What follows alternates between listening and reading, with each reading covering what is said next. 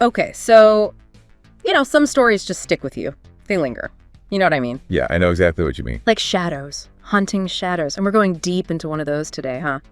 Into the Wisconsin woods. Into the heart of it. At first, it seems straightforward enough, right? Just a routine report of a downed aircraft. Nothing too unusual. Right. But then the whispers start. Yeah, those whispers. And things take a turn. It's like a veil's been lifted, and you see there's more to it. So much more. Exactly. You sent us this case, and I gotta say, those notes were really something. Lit up by Fallen Angel, episode 10, season 1, the X-Files. The one that started it all. And our mission, thanks to you, is to go back to Townsend, Wisconsin. We're going to piece together what really happened that night. Why this mystery of all the mysteries keeps coming back. It's like it's woven into the DNA of the show. Absolutely. And for anyone who was there from the beginning with the X-Files, you remember those first chills? Yeah. 2 FBI agents, Mulder and Scully, facing the impossible, head on. The cases that defied logic, right? The ones that hinted at a truth just out of reach. Yeah. And Fallen Angel wasn't just a standalone, it was a step deeper. Into the maze, government secrets, alien contact, the stuff that keeps you up at night. The good stuff. All right, let's head back to that Wisconsin night, to the crash. Let's see what we can unearth. So it starts with a reported UFO crash near Townsend. Mm-hmm. But it's not just a silent descent. There's something else. A local deputy sheriff, he's responding. He thinks it's a plane down. A routine call. Yeah, anything but routine. He encounters something. What? A blinding white light, an unseen presence. And the deputy, he's skilled. It happens fast. The U.S. Air Force is there almost immediately. Right. Locked down under the command of Colonel Calvin Henderson, the military's top guy for, UFO retrieval, you could say. Operation Falcon. Operation Falcon, right. And what really gets you thinking is the speed, the scale of the response, before they even know what they're dealing with. It's like they were waiting for it. Yeah, like they expected it. Which naturally brings Mulder into the picture. Like a moth to a flame. Exactly. Acting on a tip. A whisper, really. From Deep Throat. Our favorite shadowy figure. And Mulder's on the ground in Wisconsin, but he's not there to just observe. He's not known for his patience? No, not at all. Camera in hand, trying to get the truth. As close to the crash site as he can get. And, well, as you might imagine, that eagerness gets him noticed, apprehended, detained. Right into the lion's den. And that's where he meets Max Fenig, shall we say, enthusiastic member of NICAP, the National Investigations Committee on Aerial Phenomena. NCAP. Now, this wasn't just a made-up thing for the show. Nope. Totally real, active. For decades, they were dedicated to serious UFO research. Wow. So they ground the fiction in reality. They do. It's subtle but effective. And Max, he's drawn to Townsend too. They're the same pull, whatever it is. So Mulder's stuck. What happens next? Enter Scully, our voice of reason. She arrives to the mission, get Mulder and deliver a warning. Section Chief Joseph McGrath, he's not messing around. He's threatening to shut down the X-Files. All because of Mulder's unconventional methods. And Scully always trying to ground things. She comes armed with the official story, right? Of course. The official story. A downed Libyan fighter jet. Potentially carrying a nuclear device. A convenient explanation. Always is. But Mulder, he sees through it. Instantly. Mulder's gut is rarely wrong, is it? Rarely. And while all this bureaucratic drama is unfolding, something's happening at the crash site. Something unsettling. The occupant of that downed craft. An entity that's never actually shown.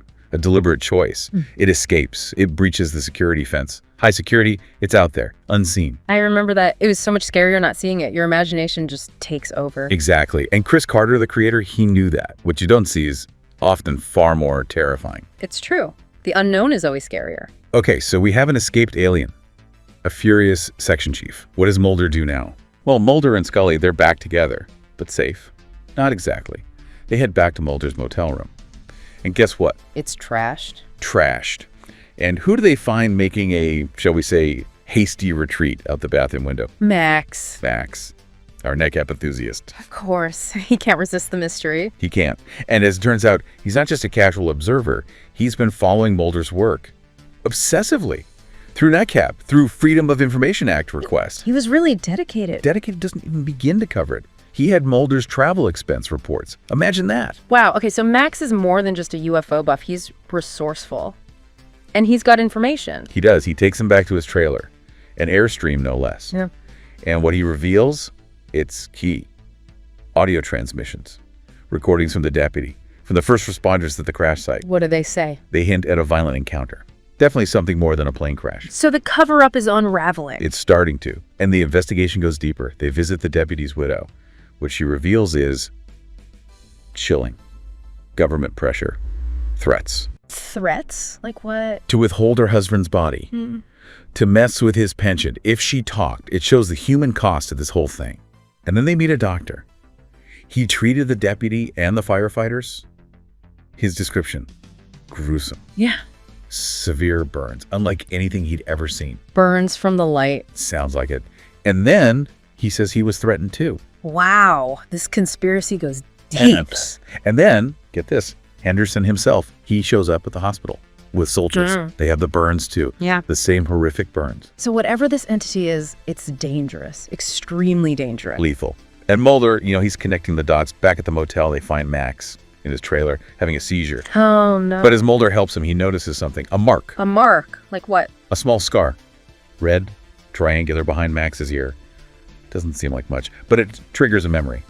Mulder remembers something from the X-Files. Similar marks on people who claim to have been abducted, alien abducted. It's all coming together. The crash, the entity, abductions. Right. It's all connected. Now, Scully, ever the scientist, she tries to find a rational explanation. She sees Max's medication. Suggests maybe it's all in his head. Schizophrenia?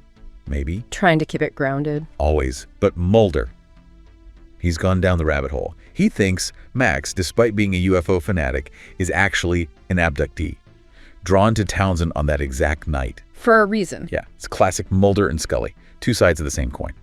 So what happens next? The Air Force picks up something on their radar, a large UFO, over Townsend. And then the unseen entity. It enters Max's trailer. Oh, this isn't good. No, it's not.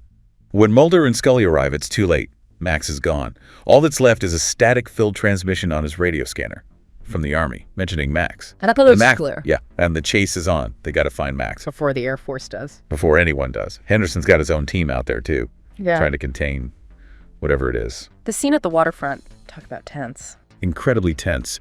The unseen alien, it attacks. Kills two soldiers who get too close to Max. He runs, hides in a warehouse. That poor guy. He's caught in the middle of all this. He is. Mulder finds him in the warehouse, but they're surrounded. Henderson's closing in. They're trapped. Completely trapped. And then it happens. The alien attacks Mulder, injures him. Oh. And as Mulder watches, he sees Max rising into the air in a beam of blue light, and then he's gone, vanished. When Henderson and his men burst in, the White House is empty. No Max. So what does Henderson do? He arrests Mulder, of course. The truth is just too dangerous. Exactly.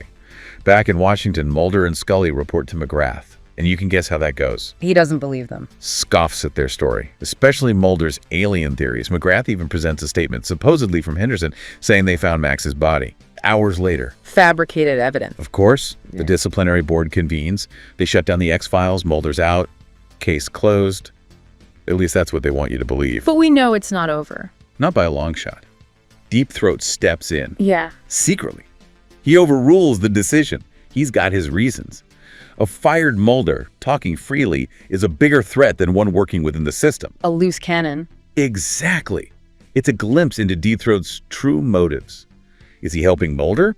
Or is it all just a game? It adds another layer of intrigue to the whole thing. And now we're getting to the good stuff, right? The behind-the-scenes secrets of Fallen Angel, the stuff that hardcore fans love. The details that make it come alive. For instance, Max Fenig. He wasn't just a one-off character. He came back. He did. In season 4, he was the start of something. That archetype of the passionate believer, the guy who seems a little off, but might be onto something. I like those characters. They add a different energy to the show. They do. And remember, in ICAP, that connection to a real organization, that wasn't just a coincidence. It grounded the show in reality, blurred the lines. Fallen Angel also really solidified that whole government conspiracy thing that became so central to the X-Files. It set the stage for everything that came after. It did. The military's aggression, the cover-ups, the threats, it all pointed to a hidden truth. A truth someone was willing to do anything to protect. And we can't forget, Mulder almost died in this episode. It shows how dangerous his pursuit of the truth was. It wasn't just his career on the line, it was his life. Right from the start, the stakes were high. Hmm. and the invisible alien. Such a cool concept. And scary. Super scary. And, initially it was a budget thing. They couldn't afford to show it. Really? Yeah. But it ended up working in their favor. Chris Carter recognized that. What you don't see, it's scarier. Your imagination runs wild. Exactly. And the setting. Those dark, foggy forests. That was British Columbia standing in for Wisconsin. Movie magic. It was. And those locations, they were key. They created that eerie, isolated atmosphere. But I bet it was tough to film in those conditions. Oh, I'm sure it was. Darkness, fog, trying to maintain continuity between scenes. A nightmare for the crew. Probably. But they pulled it off. And let's not forget Deep Throat, his intervention in this episode. Yeah. Crucial. He saved Mulder's career. He did. He's not just giving clues, he's pulling strings. He's playing chess. Exactly. And it makes you wonder, why? Was it to protect Mulder? Or to control him? It keeps you guessing? Deep Throat is always such a mystery. So, anything else from behind the scenes?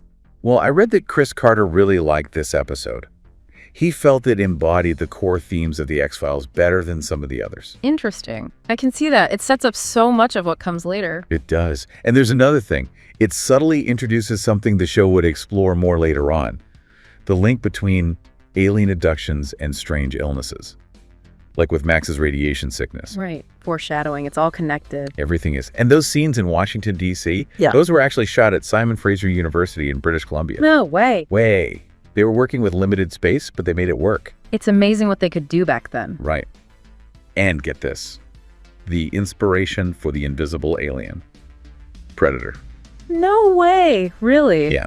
Little nod to another classic. I love those little connections. It makes it all feel part of a bigger story. Exactly. And casting director Lynn Caro, she was really proud of casting Scott Bellis as Max Fenig. He was great in the role. So memorable. Absolutely. Chris Carter also praised Marshall Bell, who played Colonel Henderson, that character. He represented the bureaucratic wall Mulder kept running into. The man. The man. Oh, and here's a fun fact. Brent State, who played Corporal Taylor, he knew William B. Davis. The cigarette-smoking man. The one and only. Yeah. They both taught at the same acting school in Vancouver. Small world. So a truly talented group of people came together for this episode. They did. Okay, before we wrap things up, anything else we should mention? Any final thoughts on Fallen Angel? Well, this might surprise you. Fallen Angel, despite everything, it got the lowest Nielsen rating of the entire series. Really? Wow. You wouldn't know it from the impact it had. It's a good reminder that popularity and quality don't always go hand in hand. It's true. What did the critics say back then? Well, Entertainment Weekly, they loved it. They praised the visuals, the tension between the agents and the government, and they noticed something interesting. They saw Max Fenig as a sort of prototype for the lone gunman. Oh, yeah. I can see that. They shared that same energy. They did. AV Club, they were fans too. Yeah. They called it a key episode, saying it revealed the core themes of the show really well. They also pointed out how it highlighted the human cost of these events. Through Max's story. Yeah, it wasn't just about aliens and conspiracies. It was about the people caught in the middle. It's true. Max's story was really tragic. It was. Now, not all the reviews were positive. Some critics thought the plot was a bit repetitive, that it followed a familiar formula. Fair enough. There were definitely some recurring themes in the mythology episodes. There were. And Robert Shearman, a well-known critic, he had mixed feelings. He liked the style, the wit, but he felt the plot was a bit static. I can see that. But he did like Duchovny's performance, right? He did. And he was intrigued by Deep Throat's ambiguity. Which is always a good thing. Always. Sherman also pointed out something interesting. Foreshadowing. He saw hints of the X-Files' later closure in this episode. Remember McGrath's threats? Right. It was all there from the beginning. It was. And Max. He definitely paved the way for the lone gunman, that passion for the unexplained. It's a common thread. Oh, and remember how we said Max's story wasn't over? Well, it wasn't. They actually revisited his fate in season 4. They did? Which episodes? Tempest Fugit and Max. They gave a bit of closure. I'll have to rewatch those. You should. Oh, wait, one more thing. Max's NI cap hat actually made a reappearance in a later season 1 episode. No way. Where? In Mulder's office. This is a small detail, but it connects everything back. I love it. The little things. Okay, so to wrap things up, we went back to the heart of the mystery. That UFO crash in Wisconsin. Yeah. The government cover-up. And we met Max Fenig, a man caught in the middle of something he couldn't understand. And his story? It became a part of something bigger. Fallen Angel laid the foundation for the entire X-Files mythology. It gave us government conspiracies, alien abductions, and those recurring themes that would haunt us for seasons to come. And we can't forget the human element, the people whose lives were forever changed by their encounters with the unknown, like Max. His story really stayed with me. It was powerful. All right, any final thoughts for our listeners? Think about Deep Throat and his motives. Why did he save Mulder? What was the bigger game? Yeah, what was he really after? And think about all the other Max Fenigs out there. The people caught in the crossfire. What happened to them? This deep dive gave us a glimpse into that hidden world. A world where the truth is elusive and sometimes dangerous. But that's what makes it so compelling, right? Absolutely. That's Yep. why we keep coming back. It's why we keep searching. For the truth, wherever it may lead. Exactly. And on that note, we'll leave you to ponder those mysteries. Until next time, keep looking up.